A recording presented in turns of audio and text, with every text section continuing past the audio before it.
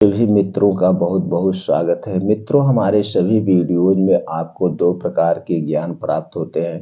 पहला ज्ञान है भगवान महात्मा बुद्ध के कुछ विचार और दूसरा है आयुर्वेद का संपूर्ण ज्ञान। तो दोस्तों, हमसे जुड़ने के लिए चैनल को सब्सक्राइब कर लीजिए, बेल आइकॉन का बटन ऑन कर दीजिए, जिससे हर एक वीडियो की नोटिफिकेशन आपको मिलती रहे। मित्रों, वीडियो अच्छी लगे तो लाइक करके अपने यार दोस्तों के साथ जरूर शेयर करिएगा और दोस्तों, हमें प्रोत्साहित करने के लिए कमेंट सेक्शन में ओके, थैंक्स, नमो बुद्धाय कुछ भी लिख के हमें आप प्रेरित कर सकते हैं। दोस्तों, आज के वीडियो में हम जानेंगे हमारे लीवर में, हमारे आंतों में गर्मी क्यों होती है। हमारे लीवर में दोस्तों, हमारे आंतों में गर्मी होने से या गर्मी बढ़ने के कारण कौन कौन सी बीमारियां होती हैं और दोस्तों इस गर्मी को कैसे हम शांत करें। तो जी हाँ मित्रों, आज आयुर्वेद का संपूर्ण ज्ञान यानी आयुर्वेद की दो ऐसी चीजें आपसे हम शेयर करेंगे जिसे आप अपना करके दोस्तों अपने लीवर की, आंतों की यानी कि पेट की जितनी भी गर्मी है बाहर निकाल सकते हैं। और दोस्तों, जो पेट से संबंधित, लीवर से संबंधित या पित्त बढ़ने के कारण 15 से 20% बीमारी होती है, उस बीमारी से बच सकते हैं। तो दोस्तों, आज हम यही जानेंगे। तो कुछ हम घरेलू उपाय भी जानेंगे, योगा प्राणायाम भी जानेंगे और दोस्तों कुछ दिनचर्या के बारे में जानेंगे। दोस्तों चलिए सबसे पहले जान लेते हैं गर्मी होती क्या। दोस्तों, हमारे शरीर में 3 दोष पाया जाता है, वात दोष, पित्त दोष और कफ दोष। तो इसी में से एक है दोस्तों पित्त दोष। जब हमारे शरीर में पित्त दोष बढ़ जाता है तो हमारे शरीर में 15 से 20% बीमारियां होती, वो भी बड़ी बीमारी। ये पित्त दोष क्यों बढ़ता है, इसके बढ़ने के कारण क्या है और जब पित्त दोष बढ़ता है तो कौन कौन सी बीमारियां होती हैं। दोस्तों, ये पित्त दोष जब हम युवा अवस्था में होते हैं यानी 15 साल से 60 साल के बीच में होते हैं, तब दोस्तों हमारे शरीर में पित्त सबसे ज्यादा बनता है और पित्त बनाना भी जरूरी है। अगर पित्त नहीं बनेगा तो हमारा खाना डाइजेस्ट भी नहीं होगा, खाना पचेगा भी नहीं, हम एक दिन भी जिंदा नहीं रह सकते। यानी कि पित्त नेचुरल तरीके से अपने आप बनता है जितना जरूरत पड़ती है। बस हमें इतना ही ध्यान देना है, पित्त को बढ़ाने वाली जो चीजें वो नहीं खाना। अगर हमारे शरीर में पित्त बढ़ गया तो दोस्तों पेट का फूलना, गैस, कब्ज, acidity, heart attack, blood pressure, blood sugar, जितनी भी 15 से 20% बड़ी बीमारियों, वो सारी बीमारियां का खतरा बना रहता है। तो पित्त को बढ़ाने वाली जो चीजें हमें नहीं खाना चाहिए, हमें कभी नहीं खाना। और सबसे ज्यादा हमारे शरीर में पित्त ही बनता है, यानी कि 45 साल, 15 से 60 साल तक हमारे शरीर में पित्त बनता है। और यही एक उम्र है जिस समय हम बाहर रहते हैं, काम करते हैं, अपने भविष्य को बनाने में लगे रहते हैं, अपने परिवार को संवारने में लगे रहते हैं। तो हम परिवार के साथ बाहर पार्टी करते हैं दोस्तों, या हम बाहर रहते हैं तो बाहर का खाना खाते हैं। तो उसी में हमें सावधानी बरतना। और यही 45 साल जो हम हैं, 15 से 60 साल के बीच में, यही समय हमें सभी बड़ी बीमारियां घेर लेती है। तो हमें इनसे बचने का प्रयास करना चाहिए। जहां तक हो सके बाहर की चीजें नहीं खाना चाहिए, चीनी चीनी से बनी हुई चीज नहीं लेना चाहिए, मैदा मैदा से बनी हुई चीजों का सेवन ना करें, रिफाइन किया हुआ तेल व डालडा नहीं लेना चाहिए। बाहर का जितना भी रोड साइड के खाना है या जहाँ पे साफ सफाई नहीं, वो चीजें हमें नहीं लेना चाहिए। डिब्बा बंद, पैकेट बंद जंक फूड, ठंडा पेय पदार्थ, कोल्ड ड्रिंक्स, अल्कोहल, धूम्रपान, इन सब चीजों से हमें परहेज करना चाहिए। ये सारी चीजें हमारे शरीर में वात, पित्त, कफ तीनों को बढ़ाती हैं। ये तीनों को बढ़ाती, तो दोस्तों हमें इनका दोस्तों बहिष्कार करना चाहिए, इनसे दूरी बना लेना चाहिए। तब दोस्तों ये हो गया। अब कुछ इसके बचने के उपाय उसे अपना लेना चाहिए। हमें दोस्तों ज्यादा से ज्यादा सात्विक खाना खाना चाहिए। हमारा खाना 70% सजीव होना चाहिए, 20% हमेशा पेट को खाली रखें, 10% ही निर्जीव चीजों का सेवन करें। निर्जीव चीजें कौन सी हैं, जैसे दोस्तों जो तली भुनी जाती हैं, जो मशीन से बनाई जाती, जैसे चिप्स, पाकड़, चिप्स दोस्तों, ये हो गया पकौड़ी, समोसे, पैकेट बंद बिस्किट, नमकीन, ये सारी चीजें बनती तो नेचुरल चीजें से, लेकिन इसमें कुछ प्रिवेंटिव डाले जाते हैं, इसमें कुछ दोस्तों आर्टिफिशियल कलर डाला जाता है और इसे एक प्रोसीजर किया जाता है जो कि हमारे स्वास्थ्य के लिए हानिकारक। तो इन चीजों का सेवन हमें नहीं करना चाहिए। हमारे खाने में ज्यादा से ज्यादा दोस्तों सलाद होने चाहिए, और सलाद जब भी खाएं इसे खाने के साथ ना खाएं, खाने के स्थान पर खाएं। जिस समय आप सलाद खाएं उस समय खाना आप ना खाएं। सलाद जब भी खाएं दिन में खाएं, रात में ना खाएं। सलाद जरूर खाना चाहिए, और हमारा खाना जो होना चाहिए हरी साग सब्जियां होनी चाहिए, कुछ ताजे फलों का सेवन करना चाहिए, कुछ बीन्स का सेवन करना चाहिए। दोस्तों ये बीन्स होते हैं ना, ये बड़े शक्तिशाली होते हैं, हमारे शरीर की कई तरफ से सुरक्षा करते हैं। तो हमें कुछ बीन्स का सेवन करना चाहिए। इससे संबंधित चैनल पर वीडियो पड़ी है।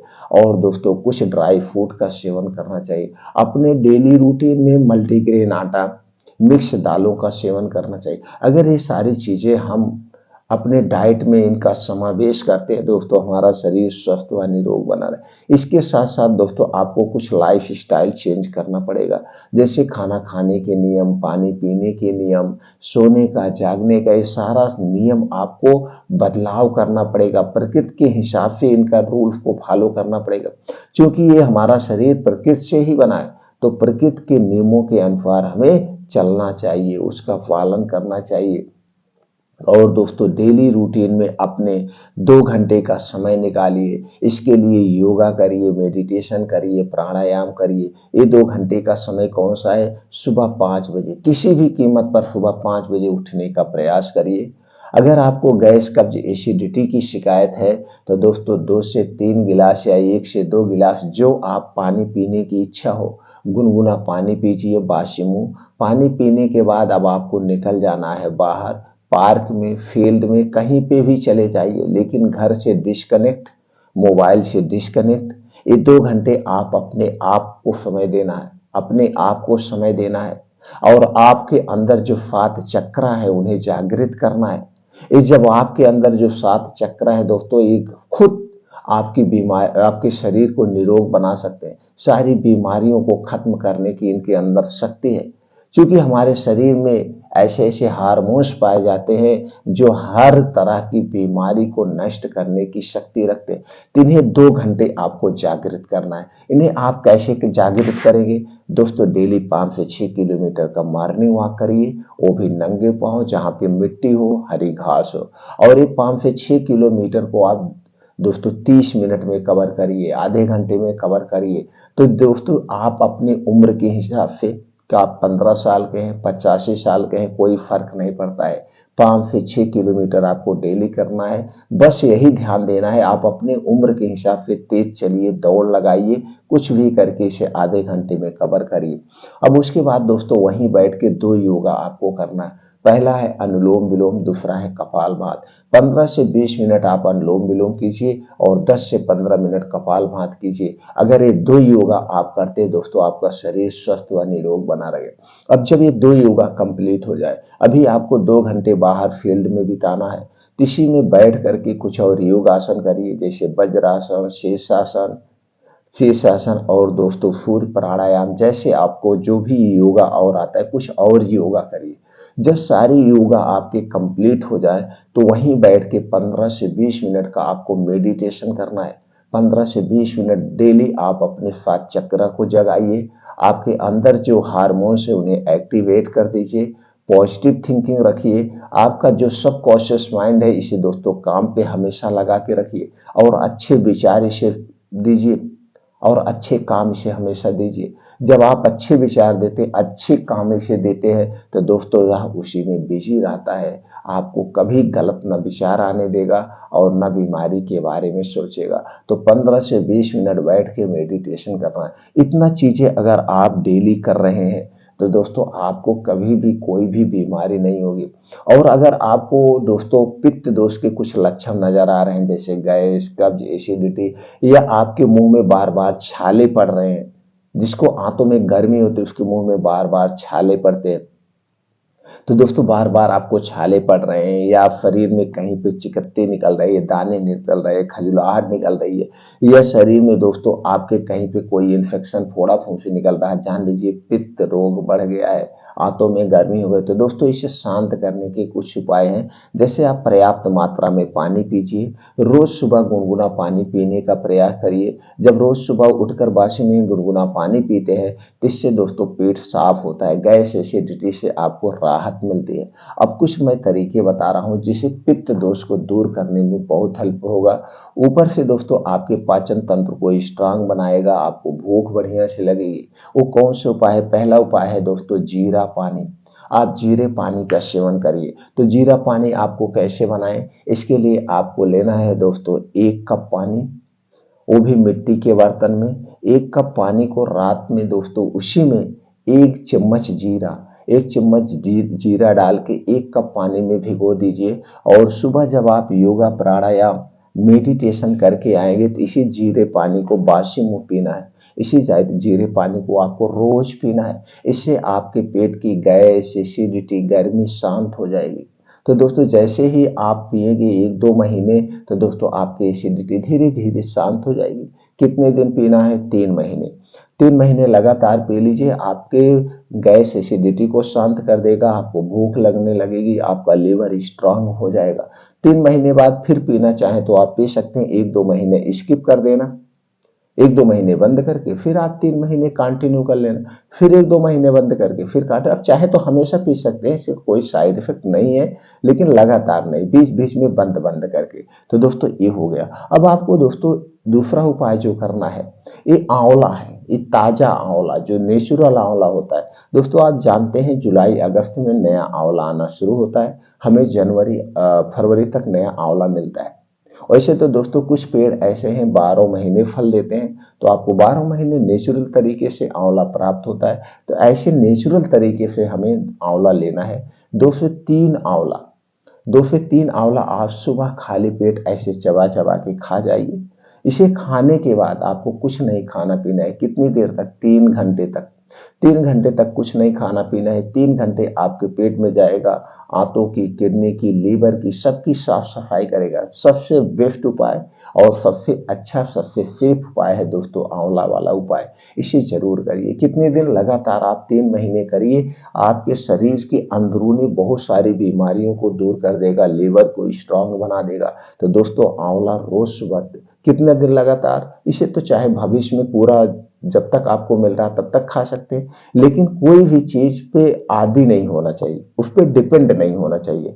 2 महीने 3 महीने लगातार करने के बाद बीच में कुछ दिन के लिए छोड़ देना चाहिए, फिर उसका प्रयोग करना चाहिए, फिर बीच में कुछ दिन छोड़ देना चाहिए। यानी कि 3 महीने आप लगातार लीजिए, 3 महीने के बाद गैप कर देना 1 आध महीने, फिर आप 3 महीने कंटिन्यू ले लीजिए। ये हो गया दूसरा उपाय।